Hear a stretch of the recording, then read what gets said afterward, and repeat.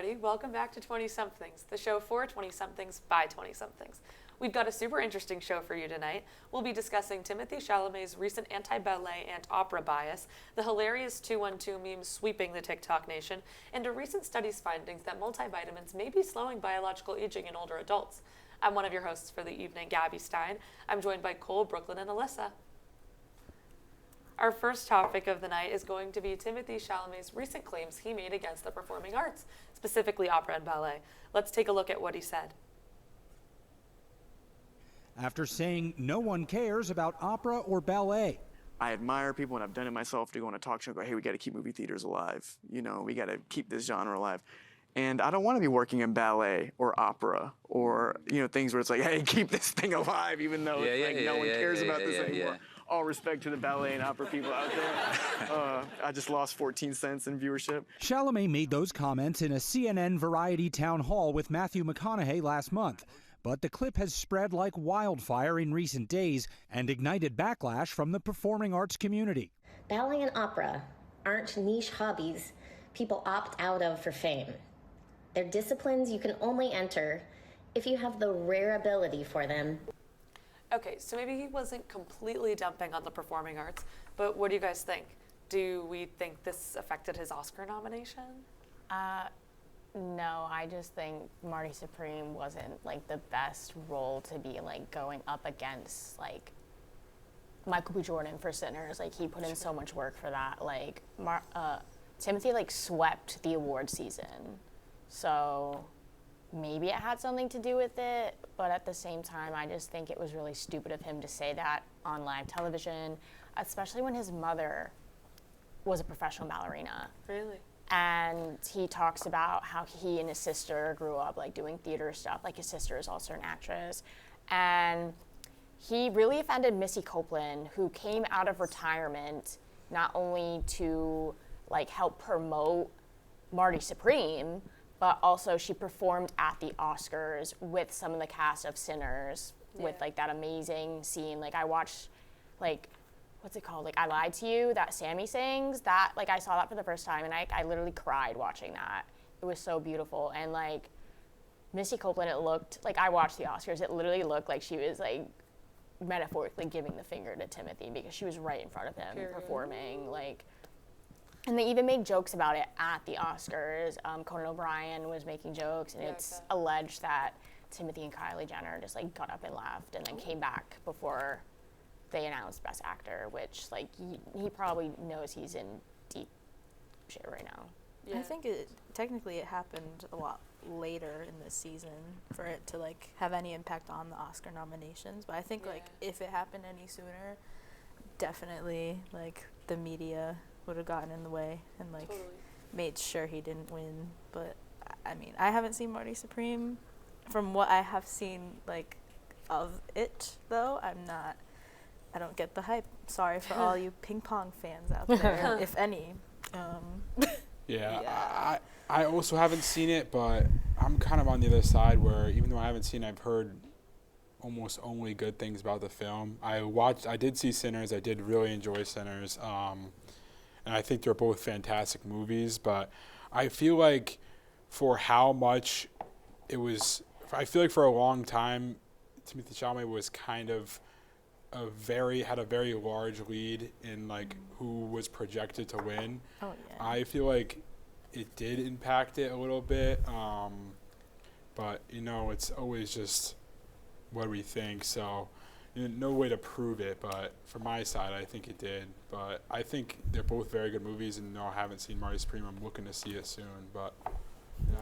I just think it's so crazy that like Timothee Chalamet went from like being in Little Women and he was in Call Me By Your Name and like very moving pieces, like Beautiful Boy, and like people on the internet would say like, oh, like he's so twink and like whatever, like oh, he's like such a soft, amazing human being, like he's so artsy, and now he's like white boy gangstering, like Marty Supreme. Yeah, like on that note, did any of your opinions of him change after he came out with this? I feel like it was something like that was bound to happen. I mean, like celebrities just kind of get too comfortable sometimes. I feel like this was an instance of that. Like you know, like being so up there in status doesn't exactly give you a pass to slander another art form, especially one that your mother was in.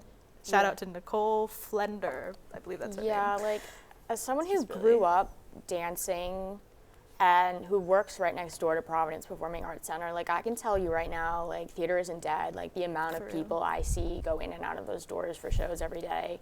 Like I get like not wanting film to die off, like with like the way like movie theaters are like closing their doors. They aren't getting a lot of customers because of COVID and like the backlash of that. But like it's not like to go out and like, you know what, like I'm doing film, like I'm winning all these awards, like I don't want to do this because it's dumb. Like he literally said he lost 14%, like 14 cents of his like percentage. Like he's like talking about like discouraging the fans in a way of losing money. And like I think that was also another thing that ticked people off. And I saw that the Seattle Opera offered a 14% discount code with his name. That's hilarious.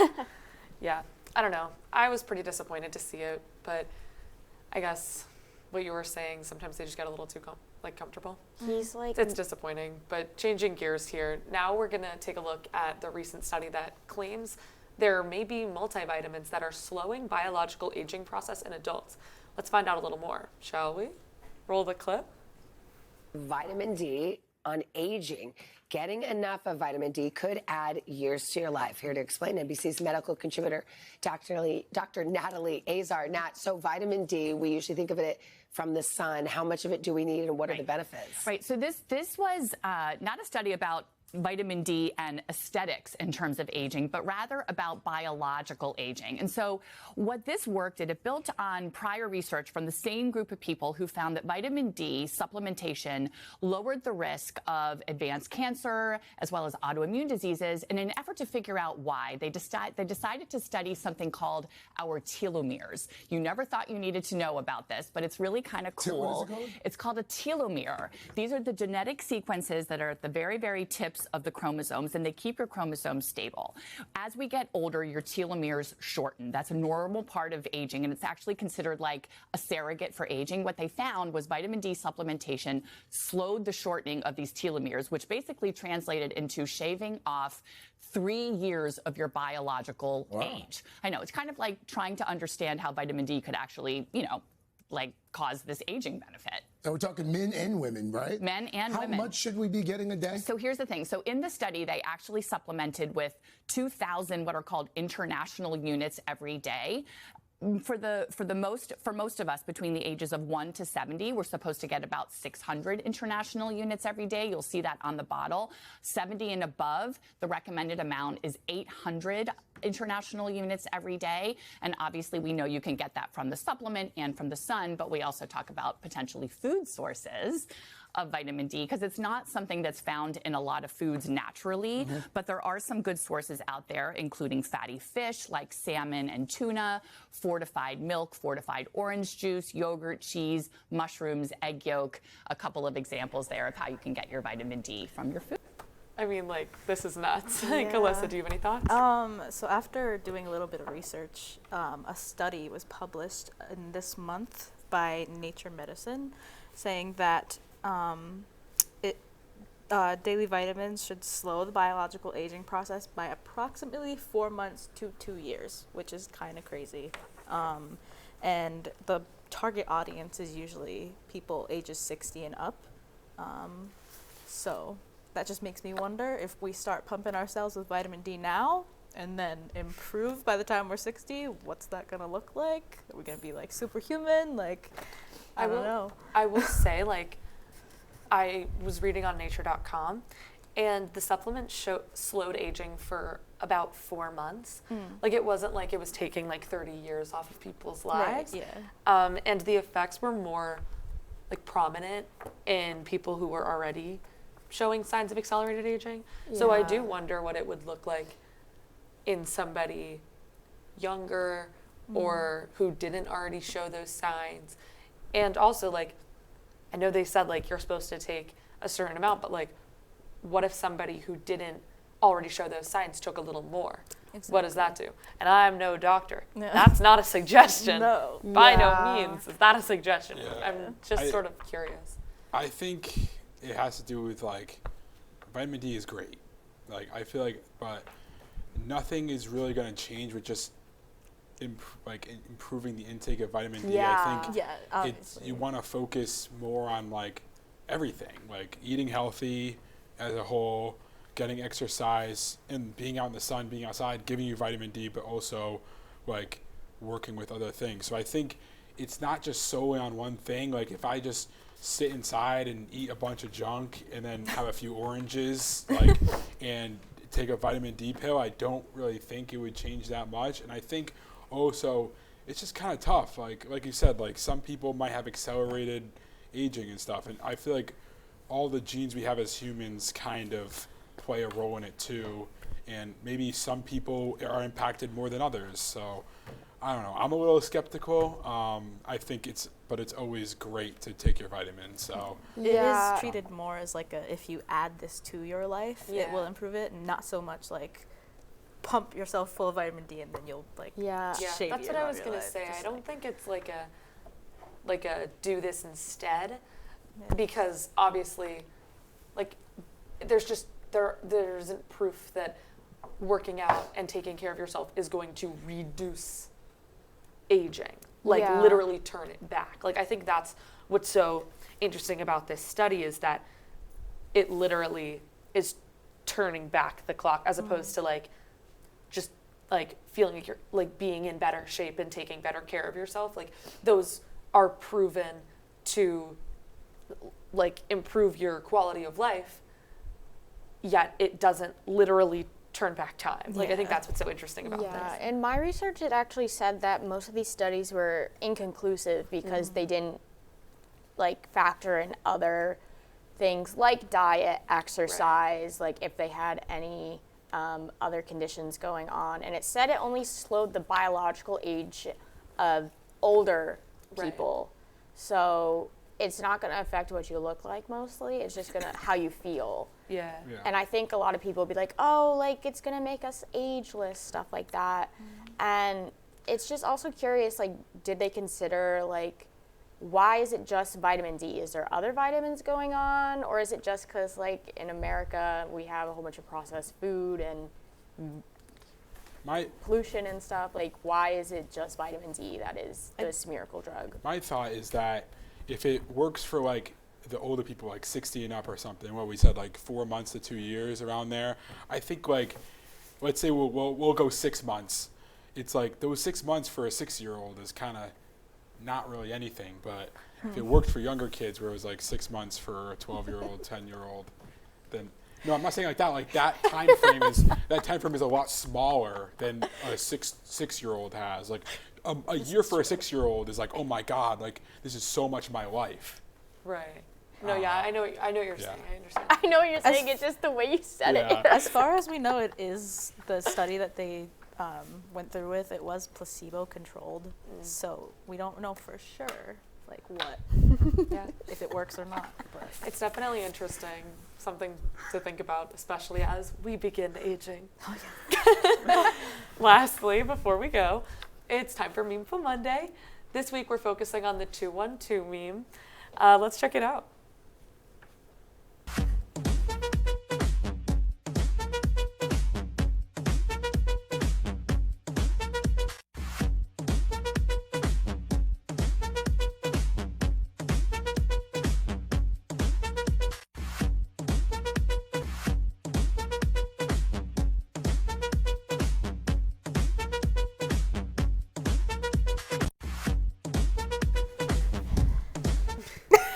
Have you guys seen this? What do you guys think? I'm in the 212, girl. Like, I think it's so silly. Like, that song came out in 2011. I used to listen to that song all the time. I haven't heard it in a couple years, and then everyone's doing like a jazz square. I love and it started off, I saw like just like 212. Okay, anyways, during International Women's Month is crazy. Wow.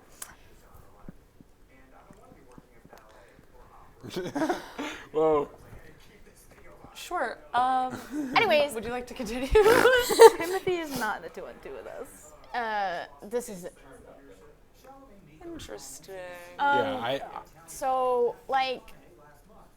Do I just keep talking? I would just keep talking. We can ignore him.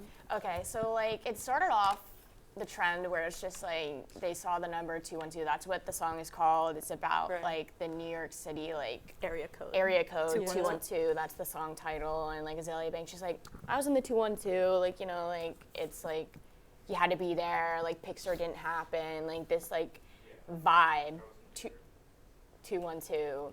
And then people started like changing it, like taking things from their daily life and like, yeah, like, okay, right, cause of this, and it's like giving the same vibe as 212. Like, I saw people like Lexapro, I take that, other people take that, and they're like, right, okay, cause Lex is a pro, and like that video, right, cause JC had a penny. Like they're taking these like phrases and words, just pulling them apart, and like, right, yeah, cause that, and it's the 212.